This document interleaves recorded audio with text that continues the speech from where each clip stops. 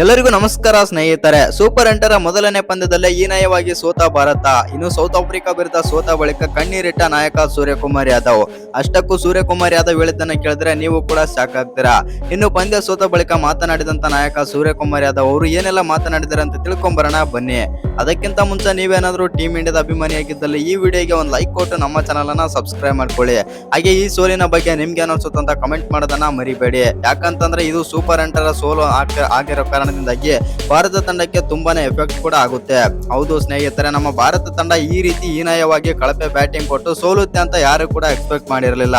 ಇನ್ನು ಈ ಪಂದ್ಯದಲ್ಲಿ ಬಂದ್ಬಿಟ್ಟು ಮೊದಲು ಬ್ಯಾಟಿಂಗ್ ಮಾಡಿದಂತ ಸೌತ್ ಆಫ್ರಿಕಾ ತಂಡ 187 ರನ್ ಆದ್ರೆ ಹೊಡಿತಾರೆ. ಆನಂತರ ಸೆಕೆಂಡ್ ಇನ್ನಿಂಗ್ಸ್ ಬ್ಯಾಟಿಂಗ್ ಆರಂಭಿಸಿದಂತ ಟೀಮ್ ಇಂಡಿಯಾ ಬಂದ್ಬಿಟ್ಟು ಈ ರೀತಿ ಕಳಪೆ ಬ್ಯಾಟಿಂಗ್ ಮಾಡ್ತಾರೆ ಅಂತ ಎಲ್ಲೂ ಕೂಡ ಎಕ್ಸ್ಪೆಕ್ಟೇ ಮಾಡಿರಲಿಲ್ಲ ಯಾವ ಅಭಿಮಾನಿನೂ ಕೂಡ. ಆದ್ರೆ ಈ ರೀತಿ ಅಂದ್ರೆ ಇಶಾನ್ ಕಿಶನ್ ಅವರು ಡಕ್ಔಟ್ ಆದ್ರೆ ಅಭಿಷೇಕ್ ಶರ್ಮಾ 15 ರನ್ ಆದ್ರೆ ಆಡ್ತಾರೆ. ಇನ್ನು ತಿಲಕ್ ವರ್ಮಾ ಮತ್ತೆ ಕೈ ಕೊಡ್ತಾರೆ ಅಂತ ಹೇಳ್ಬೋದು, 1 ರನ್ ಆಡಿ. ಇನ್ನು ನಾಯಕ Suryakumar Yadav 18 run, Washington Sundar 11 run ಮತ್ತು ಒಬ್ಬರೇ ಶಿವಮ್ ದುಬೆ ಒಬ್ಬರೇ 42 ರನ್ ಆದ್ರೆ ಆಡ್ತಾರೆ. ಆನಂತರ ಹಾರ್ದಿಕ್ ಪಾಂಡ್ಯನು ಕೂಡ 18 ರನ್ ಆಡಿ ಔಟ್ ಆಗ್ತಾರೆ. ರಿಂಕು ಸಿಂಗ್ 0 ಮತ್ತು ಹರ್ಷದೀಪ್ ಸಿಂಗ್ 1.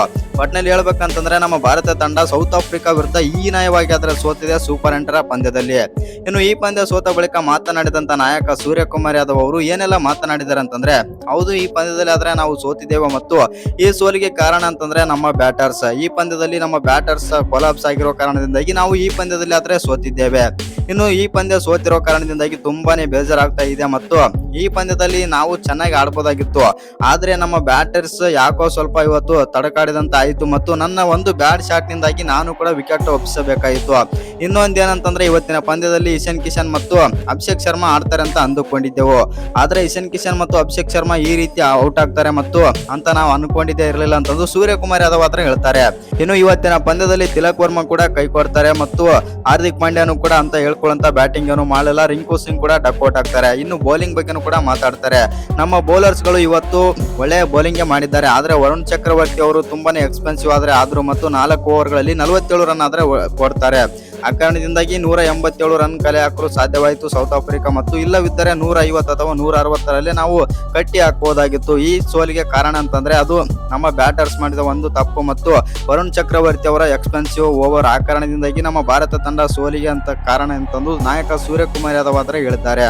ಇನ್ನೊಂದೇನಂತಂದ್ರೆ ಈ ಪಂದ್ಯ ಸೋತ ಬಳಿಕ ಇನ್ನಷ್ಟು ಮಾತನಾಡಿದಂತ ನಾಯಕ ಸೂರ್ಯಕುಮಾರ್ ಯಾದವ್ ಅವರು ಸೂಪರ್ 8ರಲ್ಲಿ ಅದ್ಭುತವಾಗಿ 12 ಪಂದ್ಯಗಳಾದ್ರೆ ಇವೆ.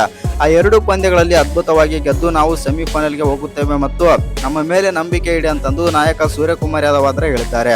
ಇನ್ನು ಈ ಸೋಲಿನ ಬಗ್ಗೆ ನಿಮ್ಗೆ ಅನ್ಸುತ್ತೆ ಅಂತ ಕಮೆಂಟ್ ಮಾಡೋದನ್ನ ಮರಿಬೇಡಿ. ಹಾಗೆ ಇನ್ನು ಯಾರು ಚಾನಲ್ಗೆ ಸಬ್ಸ್ಕ್ರೈಬ್ ಮಾಡ್ಕೊಂಡಿಲ್ಲ ಸಬ್ಸ್ಕ್ರೈಬ್ ಮಾಡ್ಕೊಂಡು ಬೆಲ್ ಐಕನ್ ಅನ್ನ ಆಲ್ ಇಟ್ಕೊಳ್ಳಿ. ಹಾಗೆ ಮರಿದೆ ವಿಡಿಯೋಗೊಂದು ಲೈಕ್ ಕೊಡೋದನ್ನ ಕೂಡ ಮರಿಬೇಡಿ.